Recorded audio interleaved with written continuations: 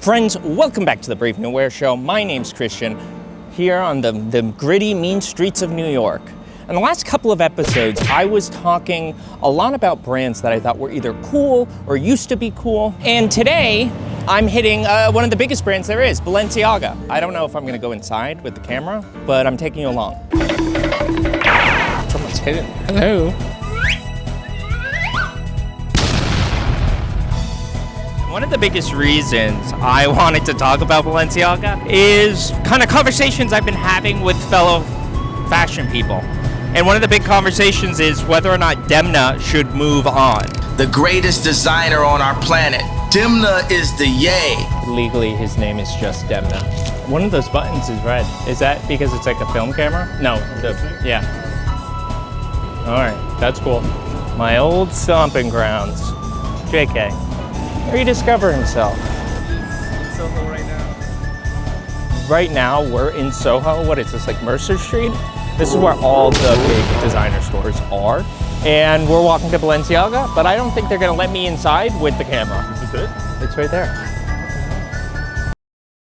All right, I'm outside of the Balenciaga store. We were in there earlier. They were super nice to us, but we couldn't record anything in the store, so we're kind of recapping outside. We spoke to a really nice guy inside who works there. I brought up kind of the central question of my video, which is whether or not Demna, after 10 years, should move on, whether Balenciaga needs a revision. Yeah. Does it need a revision? Does it? I don't know. I think you guys were talking about that was interesting when you were talking about Demna. Yeah. So say he leaves tomorrow. Yeah. Are people buying Demna's clothes, or are they buying Balenciaga's clothes? A little bit of both. The people who are spending the most money, Yeah. they know who the creative director is. I think people are buying Balenciaga clothes because they look like those weird tracksuits. So like they are buying for Demna because that's like so signaturely him. Like that very low and high merger, that's like his whole deal. Like there was like a leather bomber jacket in there that had like duct tape all over it and like had like white paint, and it probably cost something like $6,000. And it's super interesting to actually like look at that jacket because you could touch it and you can feel like the tape maybe would come off. Begs the question, would you spend that kind of money on a garment that does legitimately have like tape that you probably could rip off? I don't think you can. Maybe. I think people have bought it and they're like, this pisses me off because this isn't real tape. How would you know that? So like in the mid 20th century, and this isn't like a hard and fast rule, but essentially after World War II in Paris, there were three big designers. There was Dior, Chanel, and Balenciaga. And the thing that made Balenciaga different, and there are literally quotes from Christian Dior and Coco Chanel, that Balenciaga was the master atelier. He was the most talented creator of garments at that time. And that was one of the big ways that Balenciaga set himself apart. His skills as a tailor and a designer and a craftsman. One of the myths about him was that he wouldn't start a design by sketching. He would start with the fabric. Like he wouldn't draw anything. He would start with the fabric, and then from there, because of his understanding of construction and pattern making and draping, he was able to design the garment like in his head. So he was something of like a virtuoso. Also, people felt like at the time, 20th century, the details of Balenciaga's clothing were of a higher quality than Chanel and Dior, which is crazy to think of. But if we're just talking about it strictly in terms of the design, or what it looked like. At the time, think like the 50s again, Christian Dior's new look was the it silhouette for women. It was the, tapered at the waist A-line design. What Balenciaga, a lot of his designs in the 50s and the 60s and onwards, they were essentially the opposite. Like, think of his cocoon coats. Something that Balenciaga did was he presented a totally different silhouette that was in direct contradiction to his peers. He was a master manipulator. He understood how to manipulate the garments and the fabrics to create new silhouettes that were completely novel. And if you think like in the 1960s, the mini dress, think of like any kind of image of like a hippie or somebody from the 1960s. You probably have seen a lot of these mini dresses. Like that was a design that owes a lot of its success to the likes of Balenciaga, who it brought it into high fashion and it trickled down. Okay, let's go somewhere else. So we're now in Midtown. We were in Soho, we took the subway up. I'm gonna try to go to the other Balenciaga store and we'll see if Chris can record me from across the street.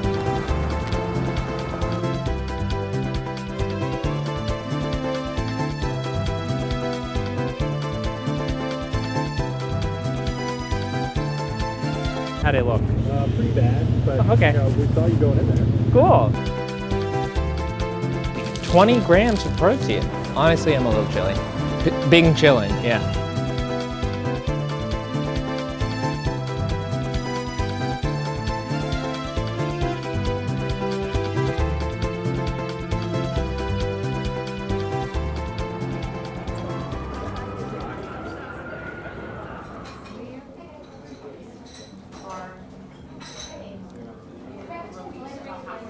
Thank you so much. Demna has done so many weird shapes of shoes, so many like bastardizations, I guess, that when I saw it, I'm like, this is freaked up. But I'm not like, I haven't seen this before. I have seen it before. You've done it's it. Fashion Week like right now Where? in Paris. Yeah, so Did what? you see their No, somebody asked me if I did. Yeah, what's his face said that it sucked. Sarah Mueller, probably the most successful or well-known runway journalist. Yeah. She begins her review with, putting it very simply, Demna just showed a collection consisting of all the Demna-isms that he's established in just under a decade. So from the jump, she's saying this is a collection that was like Demna asking himself, what would Demna design? Brother, what the fuck? What we're looking at, he said, was Demna 2.0, wearing a suit and renouncing the current state of excessive performative fashion. This is Demna. Costume is a term that I have a problem with a lot because it doesn't make me dream, to be honest. What makes me dream is the perfect suit that I can wear, the hardest thing to do, and what I want professionally. I'm staying with fashion forever. Maybe what I want to do now is just make great clothes for my customer, for someone who likes what I do, kind of relates to the aesthetic and understands the clothes through wearing them, not speculating about them. I think that is interesting, coming from Demna. I have a friend who collects a lot of Demna's early work, specifically at Vetements. He wants Demna to pull a Helmut Lang. He wants him to sell any stock he has in whatever and just become an artist or stop designing, like Margiela. Margiela did it, Helmut Lang did it, Tom Ford did it, technically. He wants Demna to do it. But according to this recent review, he's no interest in doing that. In fact, he seems to have an interest in designing increasingly pedestrian clothing. I don't know what's up with that. Did they Photoshop his tattoos off? He had all of his tattoos removed? Yeah. Lasered off. What the f? And it looks that good? I think you see a lot of the Cristobal Balenciaga stuff in everything Demna was doing for couture. And you definitely see it with everything he did in his first collection ever for Balenciaga. He made a lot of clear overtures to Cristobal's like body of work. Demna's like mutation and manipulation of silhouettes, like giant bombers, like the coats on top of coats, the cocoon shapes are allusions to Balenciaga's cocoon shapes and the silhouettes that he pioneered. So I think those things are true. That's old news. I'm talking about Demna's first collection. I'm talking about couture collections. I'm not talking about right now. And if you asked me, did I see Balenciaga, the person, like designs in the store? At least not for men. Is it made well? Yeah, it's made well, but I think like it's definitely not made well enough for the price. You're paying for the design. Like the design of it is more significant than like how utilitarian it is. Because those clothes, they're made well, but they're not $10,000 worth. That's a given. I mean, their prices also have gone up while Demna has been there. The one friend I keep referencing, he said he had a Balenciaga pair of pants he might have bought for like 500, but that now they cost like 1,000. So that's the kind of price inflation they're also experiencing. Oh, also, peep the Ricks. Yeah, hell yeah. I noticed when we went into the store in Soho, none of the designs surprised me. I thought a lot of them were cool. There was a lot of stuff that if I had the opportunity, I would definitely wear it, but nothing was surprising. It was still the merger of luxury and streetwear. That is still what the brand has to offer, and that, like, there wasn't a piece that was blowing me away. I'm in thought. No. You want to walk in there? Yeah. It's really good.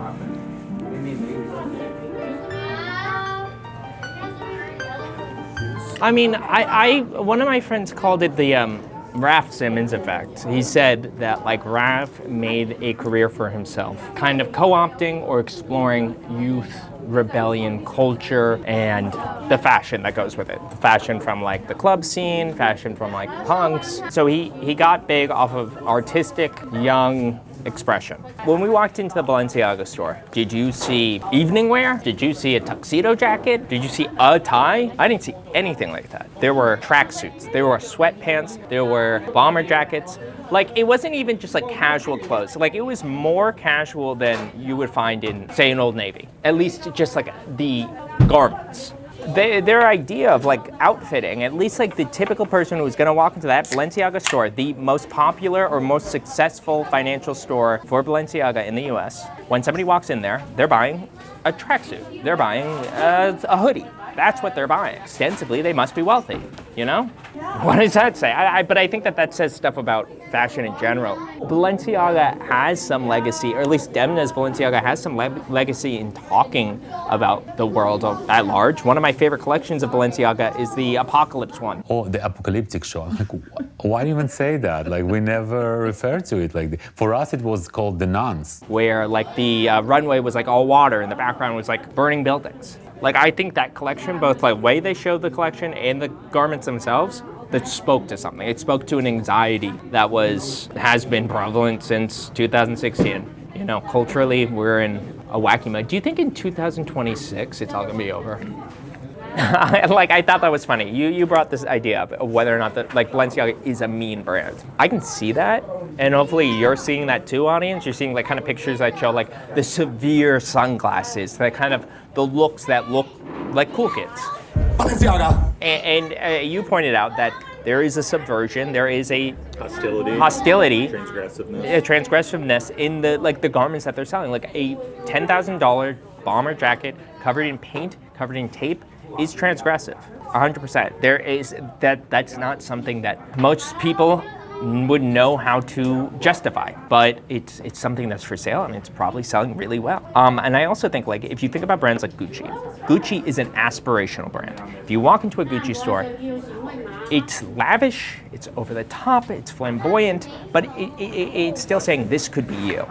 Balenciaga is less of that. It's more of, I'm cool. If you're not getting it, I can see how that it can feel dejecting. Like, because if you don't know anything about fashion, like if, you know, like a regular person, if we show them that Balenciaga stuff, they would think it was insane, I presume.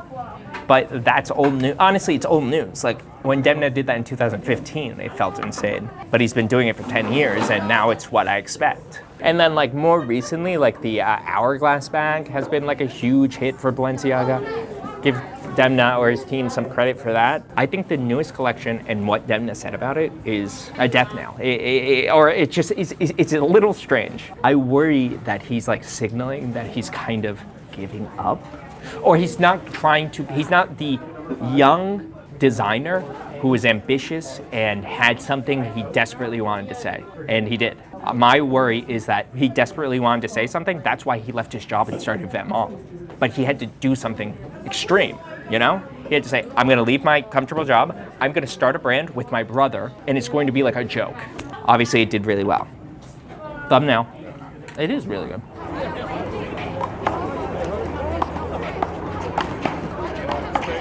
We can walk across the Williamsburg Bridge, I don't care. It's just like a not good view of the city. Yeah. It's not bad.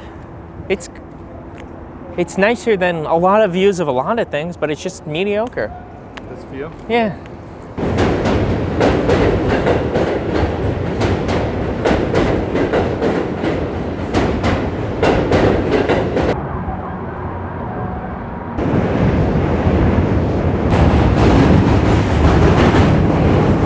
Vetements was a brand founded by Demna after working, I think after leaving Louis Vuitton or Margiela.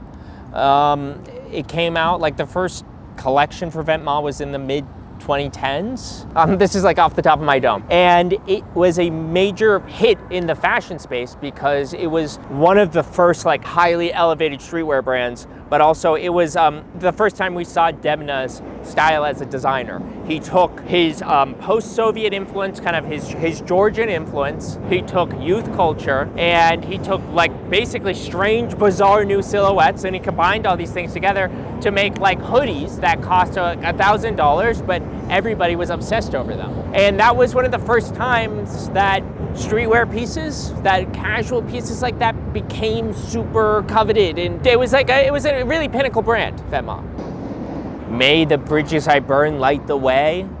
Think about that hoodie. I remember seeing that and thinking like, those colors are so bad and ugly together. And that was kind of a part of it. The total darkness bomber, I saw a guy wearing that yesterday. It looks like a bomber jacket from the Soviet version of Hot Topic that Demna remembers from his childhood and then tried to recreate as an adult with kind of oversized proportions. That was an iconic piece. What's the name of that company, DHL? That was a t-shirt that I think got on the news, like certain places wrote about it because it was like $500 for a t-shirt featuring a delivery service. And also Gosha was the person who walked down the runway wearing it, which is, you know, also complicated. That t-shirt was just a shirt. Like, as far as I understand, it was not special. And other than that, it was from Vetements.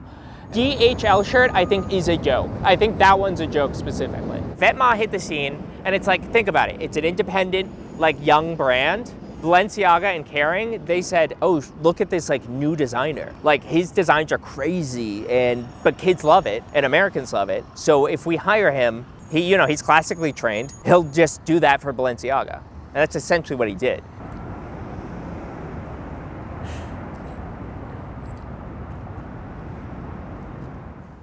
Guess who just left Balenciaga? That's right. Guess who's jealous of Beyonce? No, it goes the other way. Kering announced today that Demna is moving from Balenciaga to be the new creative director of Gucci. I can't believe it. Actually, I can believe it, because I predicted it. Well, you know what I mean. When we were making this video, we had no idea this was gonna happen, but it feels like a premonition almost. Everything that we talked about in the video remains true, and obviously Balenciaga, the suits, had the same thoughts. It's time for a new era. And one big interesting detail in Kering's announcement that Demna is gonna move to Gucci, they said this about the designs. They said, it will not be a continuation of Balenciaga. Instead, Demna is going to do what's right for Gucci. I think that's going to be super interesting. My call to action is let me know in the comments what you think that might look like, because if it's completely different from Vetements, if it's completely different from Balenciaga, it will be an aesthetic presumably we've never seen from Demna. Is he going to lean more into like the Alessandro maximalism of Gucci? Tom Ford Gucci? Is he gonna do Tom Ford Gucci? Awesome. I honestly don't know. Tell me what you think in the comments. I'm kind of excited about it. I feel vindicated. Demna left Balenciaga while I was working on a video about how boring Balenciaga had become. I guess we'll find out, won't we?